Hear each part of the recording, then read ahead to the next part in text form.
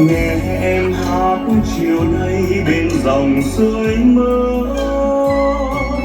son số lòng tôi thắm xanh núi đồi, quanh co con đường lên dốc, đêm trung đêm thượng hương khói vi vu dọc rách suối reo hoa lá thầm ơi lục nam đất quê ta xinh người quê ta nước sông thương mùi ngọt dòng ta tiếng hát em bay là bay la nước sốt non xa